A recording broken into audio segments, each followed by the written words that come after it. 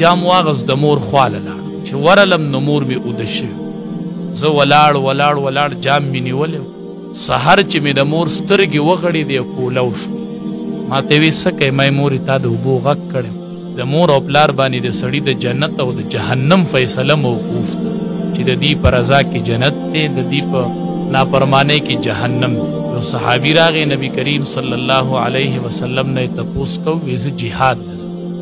نبی کریم صلی الله علیه وسلم ورته وی احی والداک مور او پلار دي ژوندي دي وی او د الله حبیب ژوندي دي نبی علیہ السلام ورته وی ففیهما فجاهد ورشه د مور او پلار خدمت شروع کا داتا د پاره بهترین جهاد مور او پلار ته به اف کلمه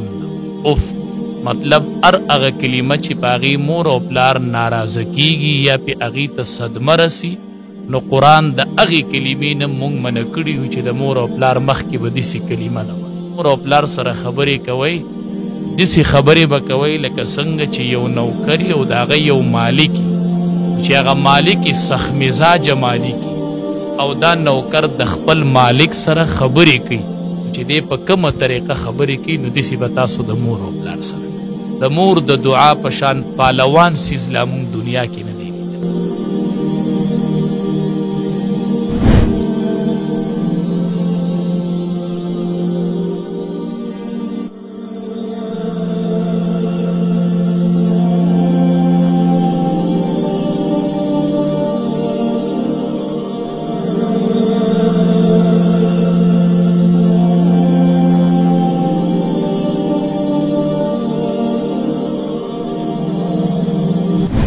بسم الله الرحمن الرحیم السلام علیکم قدرمنو کتونکو یو ځلې بیا زه د مولانا محمد اکبر حقانی صاحب سره ناست یم د هغو سره به د والدین په حقوقو باندې خبرې کوم انشاءالله پروګرام به ستاسو خوښیږي د ټول ناول زه هغو ته په خپل پروګرام کې هرکلی یم السلام علیکم ورحمت الله وبرکاتو ستاسو ډېره مننه شبیر بنیري صاحب چې تاسو راغلی موږ لم وخت راکړو جزاک الله احسن الجزا فی الدار مننه جی اولنی تپوس خو به زه جنرل تپوس کوم دا دومره شدید بېچیني په دې معاشره کې ولې ده دا بېسکوني ولې ده آرام ولې نشته منډې ډېرې شوې دي او سکون کم شوی دی وجه څه ده اصل خبره دا ده جی چې مونږ خو ټول الحمدلله مسلمانان یو نو نن سبا معاشره کې ښه کارونه هم خلک ډېر کوي د نیکۍ کارونه هم ډېر کوي ډېر تقریبا ډېر خلک ښه طرف ته روان دي خو چونکې بیا هم هغه چین امن سکون سړي ته خوشحالي نشته دی د دې وجه اصل کې بنیادي دا ده چې د الله او د الله قانون وایي چې دا کار به د دې ځای نه شروع کوئ نو موږ یې د بل ځای نه شروع لکه حدیث مبارک کې راځي رسول الله صلی الله علیه وسلم له یو صحابي راغی وی من احق بحسن صحابتي وی زه ښه سلوک شروع کوم نو د کم ځای نه شروع کوم لکه اوس ډېر خلک ډېر نیک نیک کارونه به کوي خو هغې ته دا بنیادي د ښه سړیتوب د شروع کولو ځای نه دی معلوم چې دا به زه شروع د کم ځای نه نو صحابي راغی د دواړو جهانو سردار ته وی زه ښه سلوک د کم ځای نه شروع کومه ښه سړی جوړېدل غواړم معاشره کې چې نفمن سړی جوړېدل غواړم چې زما دا ښه سړیتوب الله ته قبول شي نو نبی کریم صلی الله علیه وسلم ورته وی امک لومبې شروع دي د مور نه وکړه هغه بیا وی ثم من نبی علیه السلام ورته بیا وی امک هغه بیا وی ثم من بیا د چا نه نبی علیه السلام ورته بیا وی امک هغه بیا وی ثم من نو نبی علیه السلام ورته وی ابوکا څلورم ځای د پلار نو مطلب دا که مونږ ډېر ښه کارونه یو سړی کوي خو چې د شروع د مور او پلار نه نه یې کړي او د هغې سره د روابط ښه نه نو بار که دی هر څومره ښه کارونه کوي خو دغه ښه سړیتوب ښه دی خو چونکې د بنیادي د ښه سړیتوب هغه ځای پېژندلی دی چې دی د هغه ځای نه شروع وکړي نو په دې حواله باندې مور او پلار بچو نه بې ارامه دي بچي زمونږ حقوق نه ادا کوي نو مور او پلار ته بې ارامي راشي هلته بچو سره چې د مور او پلار دعا نه نو که دی هر پیړ کې تله غواړي خو چې د مور او پلار دعا پکې نه نو د هغې منزلي مقصود ته رسېدی نشي نو بچو ته د دې وجې نه مشکلات دي پریشانۍ دي مور او پلار ته دغه پریشانۍ دي هسې ستاسو په خیال اسلام څه وایي نبی مهربان حضرت محمد صلی الله علیه وسلم احادیث مبارکه سوی د والدینو بنیادی حقوق څه دي چې هغه نن سبا زیات تر پامال کیږي؟ یو صحابي راغی د رسول الله صلی الله علیه وسلم نه تپوس وکړ د الله حبیب د مور او پلار څه حق دی؟ مطلب دا په لنډو باندې په یو جامع انداز کې به د مور او پلار حق سی. لکه مونږ لاړ شو مونږ یو کس ته وایو دا خبره راته بیان که خو په یو مختصر انداز کې وکا، په یو جامع انداز کې وکا. نبی کریم صلی الله علیه وسلم هغې صحابي ته وی هما جنتک و نارک. لړ حق د مور او پلار دا دی چې دا دواړه هم ستا جنت دی هم ستا دوزخ دی. ستا خوښه ده که ته دوی سره تابعداري کول غواړې خو جنت دی، که دی نافرماني دي د دوی وکړله جو ستا دپاره جهنم دی. نو په مور او پلار یوازې دا نه چې دا دنیا ده،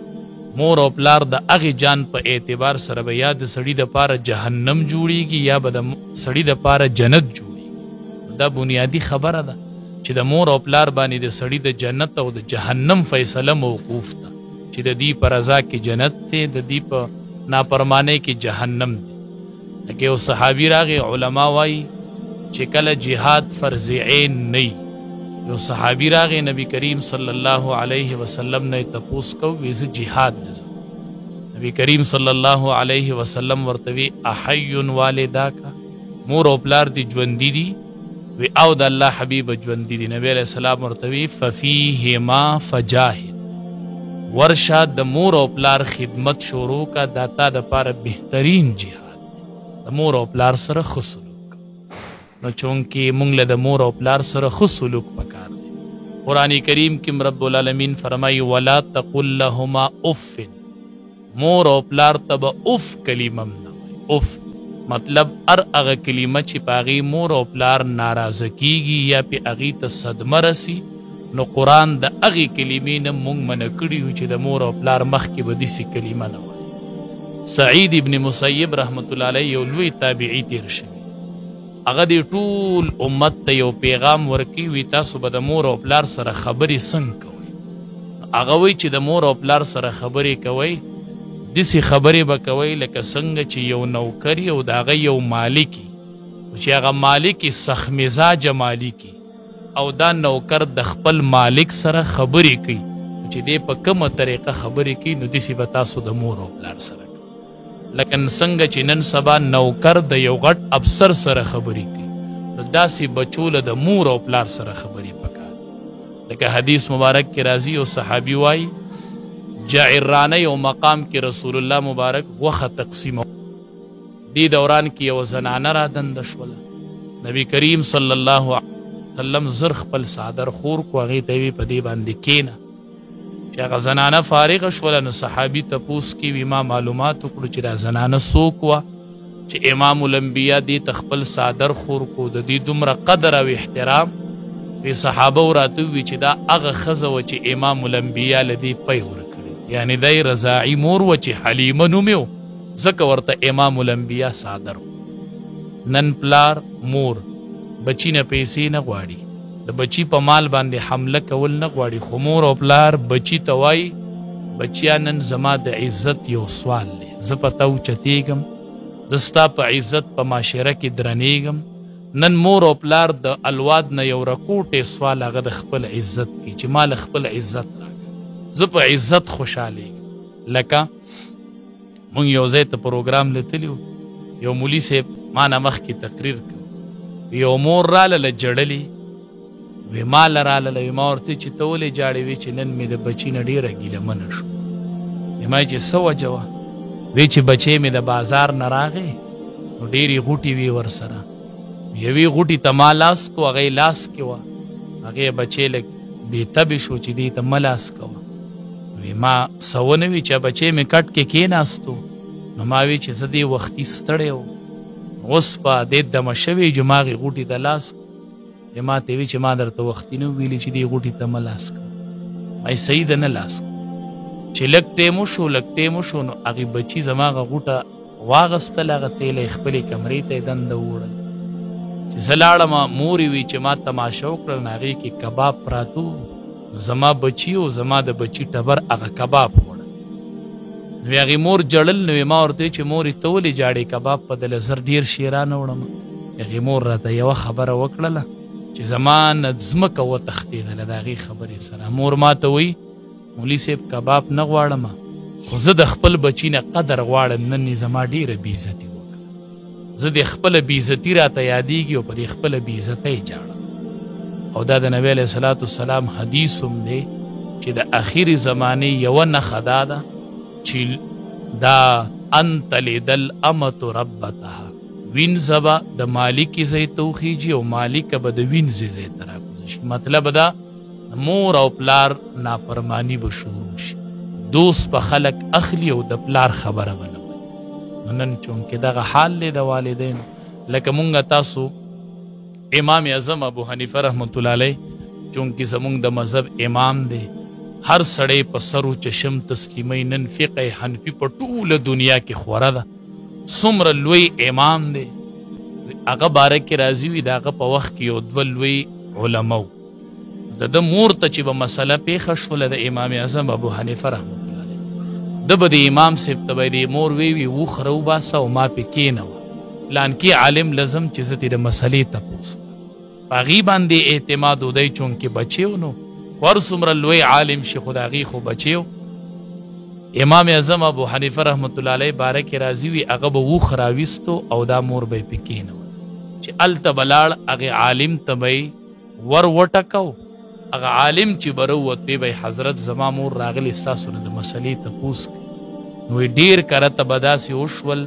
چې هغې عالم نه به مور تپوس وکړو نو هغې عالم ته به هغه مسله نه وه یاده هغه به د امام اعظم ابو حنیفه رحمت الله علیه نه د مسلې تپوس وکړو امام صاحب به هغه ته په قلاره غونته هغه مسله ووي اوس ته زما مور ته تیزه ووایه علما وایي په زندګۍ کې امام اعظم ابو حنیفه رحمت الله علیه مور ته دا نه دي ویلي چې دا مسله ماله راتله خو ما هغه ته ووایي او هغه بیا تا ته ووایي دا د مور حکم یو ځلې مور ته دا نه دي ویلي چې مسله ماله راځي چې زه یې درته ووایم د مور حکم و نو سورلي به یې راویسته او مور به یې د هغې عالم خواله بوغوستله تپوس به یې نو چونکې که مونږ هر څومره کامیاب خلق وینو که په هر پیړ کې کامیاب د دې په شا به لازمي د مور دعا حدیث مبارک کې راځي د ټولو نه زر قبلیدونکې دعا هغه چې بچې د پلار د خپل بچي دپاره دعا وغواړي په ټوله دنیا کې پالوان سیس چې دی هغه د والدینو دعا ده یو صحابي راغی نبی علیه السلام ته وایي ډېره لویه ګناه رانه شوې ده د توبې مې سلار شتې نبی علیه السلام ورته وایي فهل لک مور دې ژوندی ده وی نه مور مې وفات وی خاله دې شتې د مور خور هغه ورته وی او وی ورشه د مور د خور سره نیکي وکړه چې الله دې ګناه چې مور دې نشته نو د مور چې دې کومه خور ده خاله د مور خور ورشه د هغې سره نیکي وکړه چې وی الله دې ګناه معاف والدین چې دي دا چونکې ډېره لویه سرمایه ده نو بچو لم پکار دي چې د دې احترام کوي والدینو لم پکار دي چې بچو ته دعا کوي دا به ډېره بهتري اوس خو مونږ چې وګورو دا ټیکنالوژي ډېره پیک ته رسېدل ده د موبایل استعمال ډېر زیات شوی دی ځوانان چې دي خاص طور پر مور پلار دې خفه په دې دي چې هغه ټول ورځ په موبایل کې لګي په لنډه کې به څنګه داسې ممکن کېږي دې ځوانانو له څه پکار دی چې دوی د دې هر څه نه هټ کړ دی مور پلار له ټایم ورکړي هغو ته صرف ټایم غواړي نن سبا ځوانان بې سکونه ځکه دی چې هغه دوی له ټایم نه ورکړي چې زه بل ورځ یو سکول ته تللی وم ما هلته هغې وړو ته خبره کوله مې تاسو ته علم دی چې تاسو سکول ته راغلی ستاسو پلاران په نوکرو په ډیوټو پسې ووتل